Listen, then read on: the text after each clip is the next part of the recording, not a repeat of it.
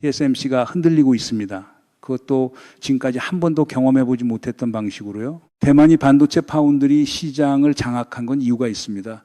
기술, 고객관계, IP 라이브러리, 생산 레퍼런스, 어느 하나 흉내내기 어려운 것들을 수십 년에 걸쳐 쌓아왔어요. 삼성전자가 파운드리 사업에 뛰어든 지 꽤 됐지만 TSMC 점유율을 본격적으로 위협하는 건 쉽지 않았습니다. 근데 지금 시장에서 심상치 않은 이야기들이 나오고 있어요. 단순히 삼성이 따라간다는 이야기가 아닙니다. 거래 구조 자체가 바뀌고 있다는 거예요. 그리고 그 중심에 아직 대부분의 사람들이 이름조차 제대로 모르는 한 가지 기술이 있습니다. 오늘은 그 이야기를 세 층으로 짚어보겠습니다. 표면부터 보겠습니다. 지금 반도체 시장에서 가장 뜨거운 논쟁 중 하나가 밸류에이션 격차입니다. TSMC의 선행 PER이 20배예요. 삼성전자와 SK 하이닉스는 6배에서 7배 수준입니다. 이 차이가 13배에서 14배 포인트예요. 왜 이렇게 차이가 나느냐? 지금까지 시장이 TSMC에는 시스템 반도체 파운드리라는 프리미엄을 줬고 삼성전자와 SK 하이닉스에는 사이클을 타는 메모리 반도체라는 디스카운트를 줬기 때문입니다. 근데 여기서 반론이 나오고 있어요. HBM이 등장하면서 메모리의 성격이 달라졌다는 겁니다. 예전에 D램을 빵집에 비교하면 미리 만들어두고 파는 식빵이었어요. 쌓아두고 팔리면 팔고 안 팔리면 가격이 폭락하고 이 구조가 수십 년간 반복됐습니다. 근데 HBM은 다릅니다. 엔비디아가 원하는 스펙, 구글이 원하는 스펙, AMD가 원하는 스펙이 다 달라요. 그걸 맞춰서 만들어줘야 납품이 됩니다. 이건 시스템 반도체 방식이에요.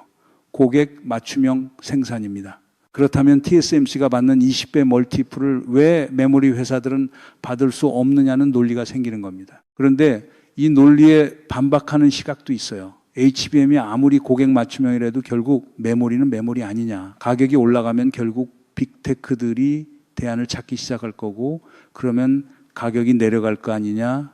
이 반론이 완전히 틀린 건 아닙니다. 그런데 이 반론에는 빠진 게 하나 있어요. 대안이 얼마나 쉽게 생기느냐의 문제예요. 근데 문제가 있습니다. HBM은 만들기가 어렵습니다. 엄청나게 어려워요. HBM 생산 과정을 잠깐 이해해 봐야 됩니다. 복잡한 이야기를 최대한 단순하게 풀어드리겠습니다. 일반 D램의 수율이 90% 이상입니다. 100개 만들면 90개 이상이 정상품으로 나온다는 거예요. 근데 HBM 수율은 70% 정도예요. 100개 만들면 70개만 쓸 수 있다는 거예요. 거기에 HBM 1GB를 만드는데 웨이퍼가 3장이 들어갑니다. 일반 D램 대비 3배가 들어가는 거예요. 즉 만드는데 공장을 3배 이상 쓰고 수율까지 낮으니까 생산 원가가 올라가는 겁니다. 반대로 말하면 이걸 제대로 만들 수 있는 회사가 많지 않다는 거예요. 진입 장벽이 어마어마하게 높은 시장이 된 거죠. 그렇기 때문에 공급이 부족합니다. 그리고 이 부족함은 단기간에 해소되기 어려워요. 웨이퍼를 더 구워서 더 많이 찍으면 되는 거 아니냐 싶은데 그게 그렇게 간단하지 않습니다. HBM은 여러 층의 D램을 수직으로 쌓아 올리고 그 사이에 TSV라는 초미세 구멍을 뚫어서 연결하는 구조예요. 이 공정이 지금 존재하는 공정 중에 가장 정밀한 공정 중 하나입니다. 정밀한 공정은 장비도 특수하고 장비를 쓸 수 있는 인력도 특수해야 해요. 그 인력을 키우는 데 시간이 걸리고 그 장비를 발주해서 설치하는 데 시간이 걸립니다. 팹 하나를 짓고 가동하는데 보통 2년에서 3년이 걸려요. 2027년에서 2028년까지는 수요를 공급이 못 따라간다는 전망이 나오고 있어요. SK 하이닉스가 M15X를 짓고 있고 삼성전자도 P4, P5를 짓고 있지만 이 팹들이 본격 가동되려면 2017년 이후가 돼야 합니다. 그 전까지는 있는 캐파로 버텨야 하는 구조예요. 마이크론도 HBM 캐파를 늘리고 있지만 출발이 늦었어요.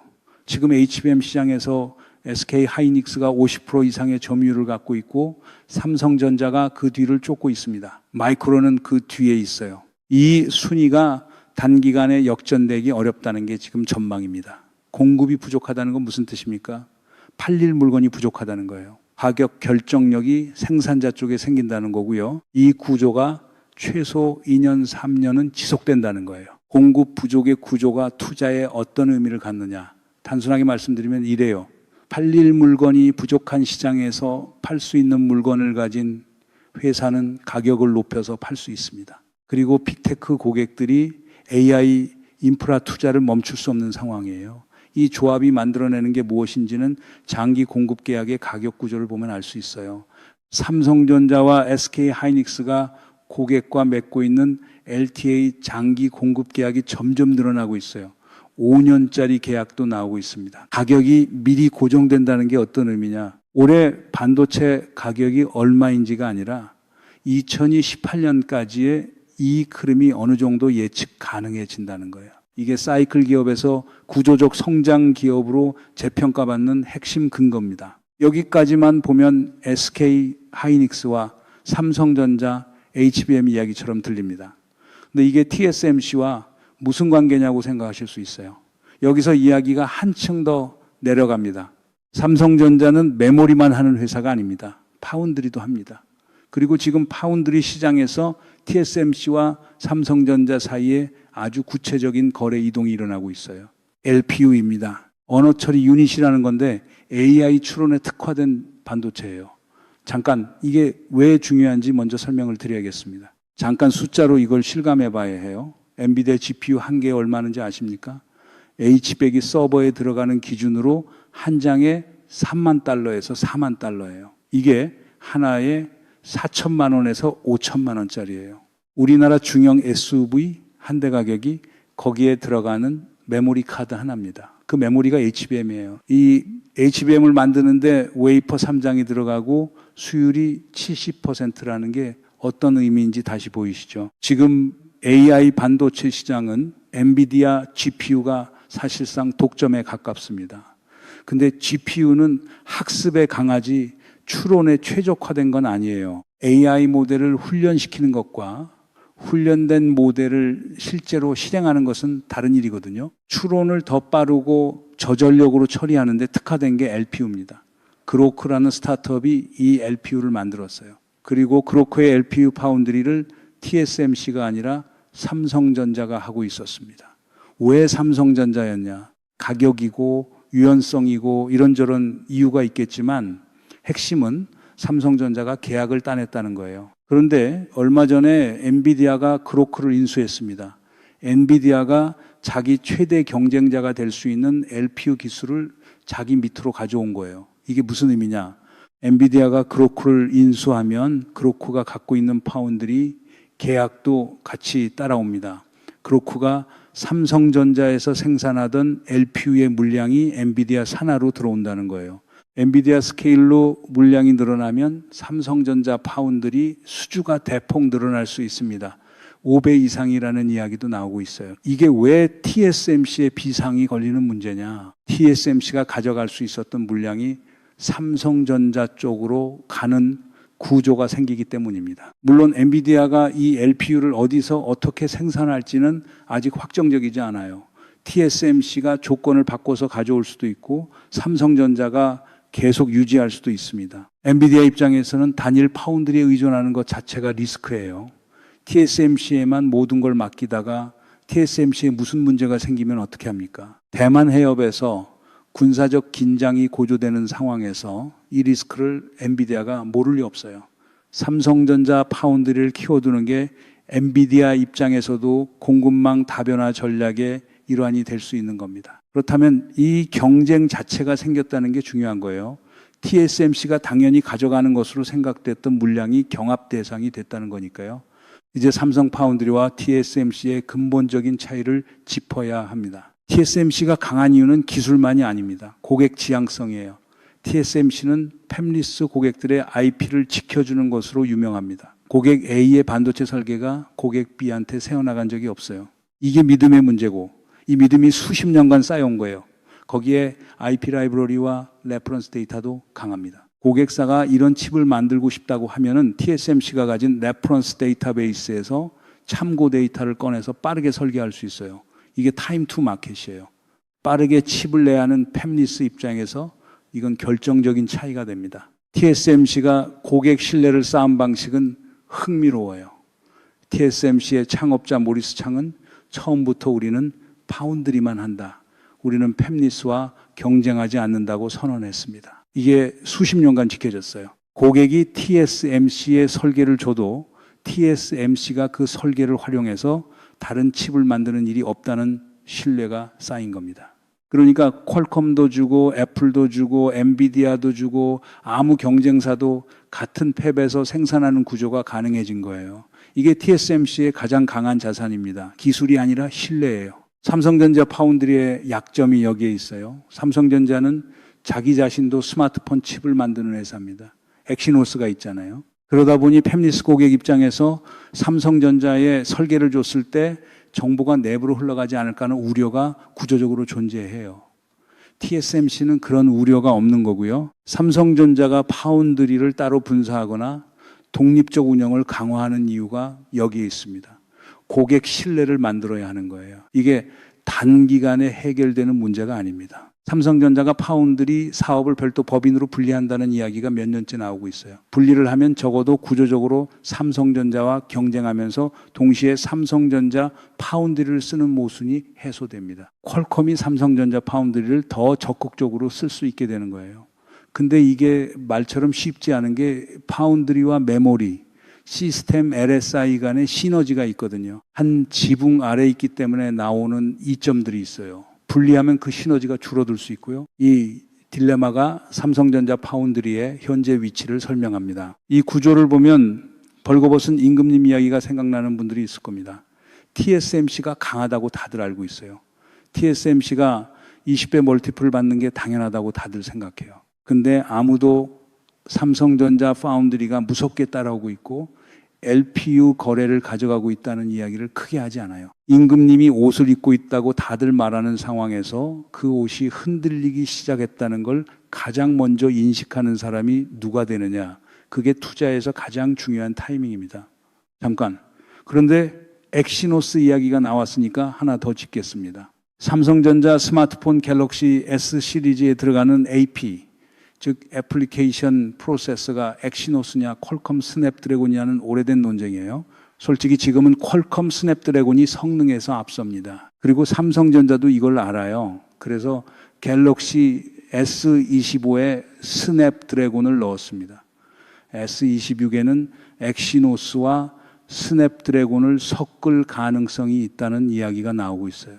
자기 칩을 못 쓰는 상황이 됐다는 게 파운드리와 설계 모두에서 도전 과제가 있다는 걸 보여주는 겁니다. 근데 여기서 중요한 게 있어요. 삼성전자는 GAA 공정에서 TSMC보다 앞서 출발했습니다. 3나노 GAA를 먼저 양산했어요. TSMC는 2나노에서 GAA를 적용합니다. 이게 왜 중요하냐? 미래의 고성능 칩은 GAA 공정이 필수가 되는 방향으로 가거든요. 현재 시장은 TSMC가 앞서 있지만 2나노 GAA 이후의 경쟁에서 삼성전자가 따라붙을 수 있는 기술 발판을 쥐고 있다는 겁니다. 물론 기술력이 있다고 고객이 오는 건 아니에요. 신뢰와 레퍼런스가 함께 따라와야 합니다. 하지만 기술 격차가 영원히 고정될 것처럼 보는 건 틀린 시각이에요. 다시 TSMC로 돌아봅니다. TSMC 주가가 올해 강세를 보이고 있어요. PER 20배라고 했습니다. 근데 이게 거품이냐 아니냐를 두고 분석가들 사이에서도 의견이 갈립니다. TSMC 입장에서 리스크는 세 가지예요. 첫째, 대만 해협 지정학 리스크.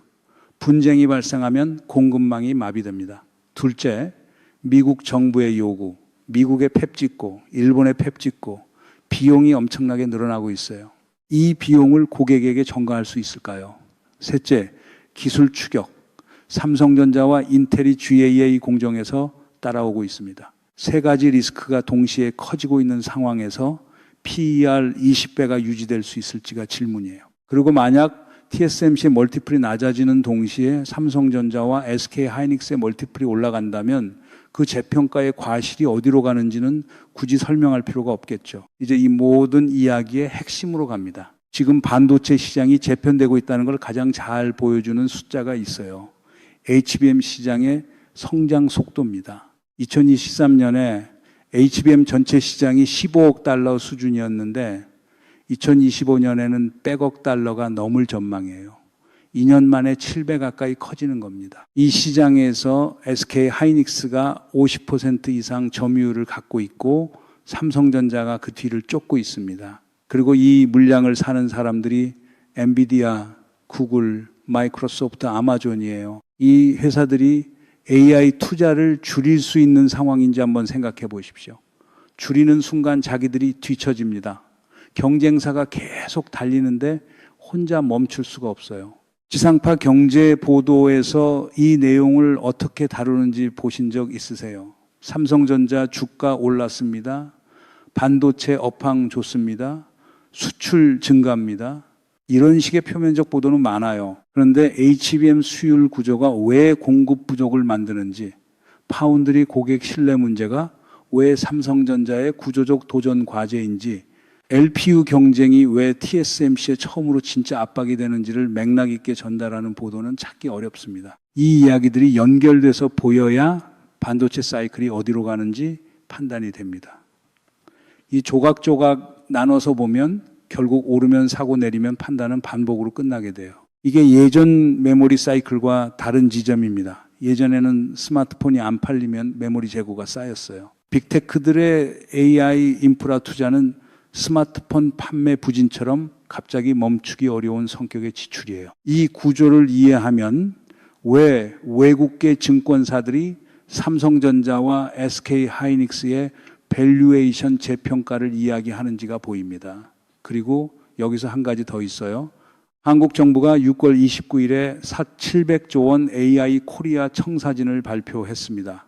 데이터 센터 구축, 에너지 인프라 확충, 반도체 산업 지원. 이게 HBM을 만드는 삼성전자, SK하이닉스와 연결되고 여기에 삼성전자 파운드리가 LPU 물량을 따내는 것이 더해지면 한국이 AI 공급망에서 갖는 위상이 단순히 메모리 회사 2개가 있는 나라 수준이 아니게 됩니다. AI 학습에 필요한 GPU 안에 들어가는 HBM을 우리가 만들고 AI 추론에 필요한 LPU를 우리 파운드리에서 찍는 구조가 되는 거예요.